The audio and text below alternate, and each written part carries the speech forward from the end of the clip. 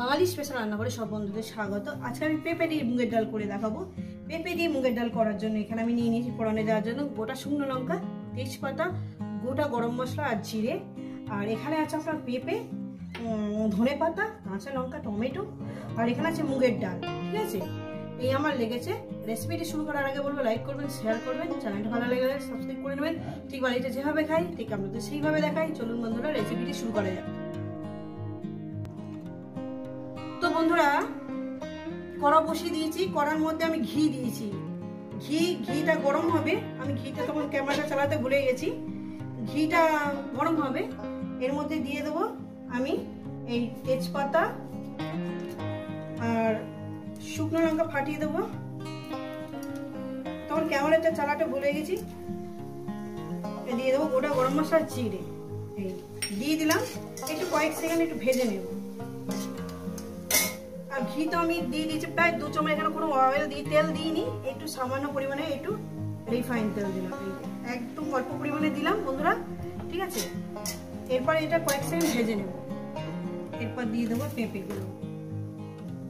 ঠিক আছে, ডালটা আমার পরিষ্কার, একদম পরিষ্কার ফ্রেশ ডাল। এটা হচ্ছে সোনা মুগ ডাল, যেটাকে এখানকার লোকই জানে গোবিন্দ মুগ বলে। এটা সোনা মুগ, আসলে যেটা সত্যিকার আসলে সোনা মুগ সেটাই। এখানে অনেকে বলে এটা গোবিন্দ মুগ। ঠিক আছে, যাই হোক, ভেজা নামে চেনে। এটাকে আমি প্রায় সুন্দর করে ভেজে নেব। ভাজার মধ্যে মিনিমাম 6-7 মিনিট ধরে আমি এটাকে ভেজে নেব। এত সময় পোড়া পোড়া যাতে না হয়। আমি অল্প একটু রিফাইন তেল দিয়েছি, বাদ বাকি সবটাই ঘি দিয়েছি। অনেক এখানে আপনার একটু আলু দিতে পারে, এইরকম কেটে সাইজে করে দিয়ে আলু দিতে পারে। অনেকে আবার একটু কিশমিশ, কাজু এগুলোও দিতে পারেন, আরও ভালো লাগে।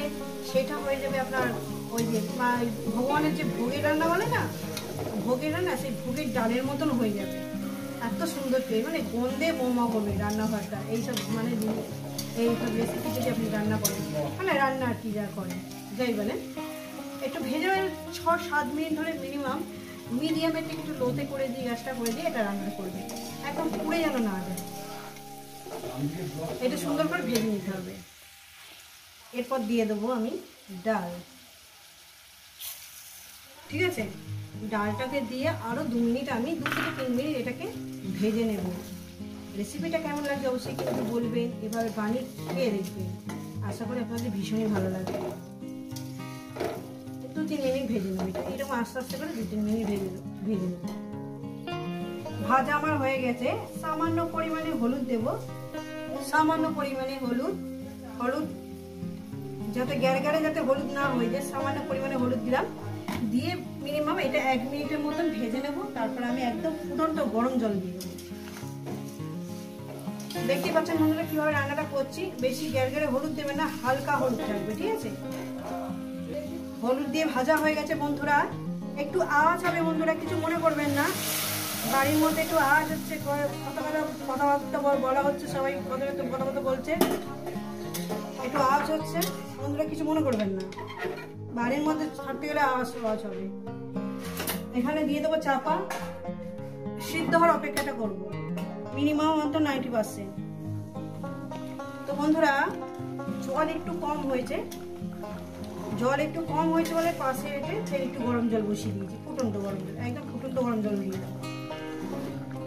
ডালটা এর থেকে একটু অতিরিক্ত মানে খুবই ঘনত্ব হয়ে যাবে, আর একটু পাতলা করবে। জলটা আমার ফুটে গেছে, দেখেন। এই জলটা আমি দিয়ে দিলাম।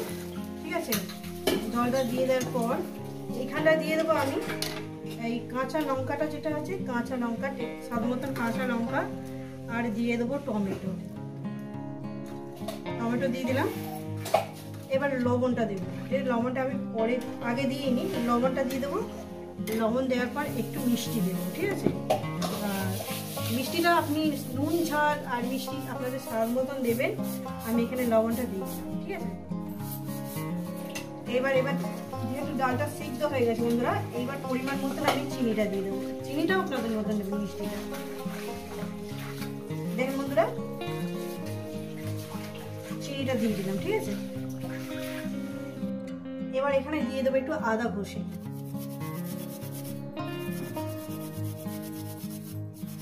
পুরো আদাটা দেবো না, অল্পটুকু দিলাম। আদা ঘষে দেওয়ার পর আমি এখানে দিয়ে দেবো ধনেপাতা, প্রায় 1-2 মিনিট একটু ফোটাবো, তারপর এটাকে নামিয়ে দেবো। রেসিপিটা আশা করি আপনাদের ভীষণই ভালো লাগবে, আর রেসিপিটা অবশ্যই বাড়িতে ট্রাই করবেন, খেয়ে দেখবেন। আমার কথা শুনেন, আপনার বানিয়ে খেয়ে দেখবেন। আমাদের বাড়ি এই ডালটা সবাই পছন্দ করে, অনেকে আলু দেয়, আচ্ছা আমি আলু দিলাম না।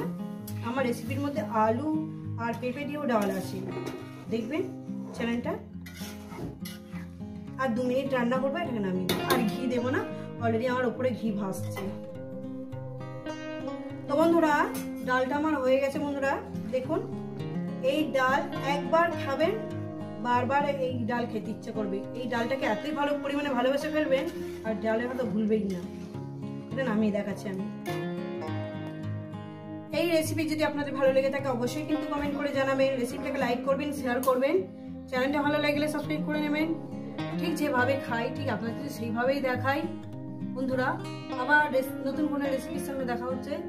সব বন্ধুদের বলবো, নতুন বন্ধুদের বলবো, পুরনো বন্ধুদের বলবো, সবাই সুস্থ থাকবেন, ভালো থাকবেন, আর আমার নিত্য নতুন ভিডিও দেখবেন। কিন্তু এভাবে ডাল বানিয়ে একবার আমার কথা অনুযায়ী খেয়ে দেখবেন, আশা করি আপনাদের ভীষণ ভীষণ ভালো লাগবে। সবাই সুস্থ থাকবেন।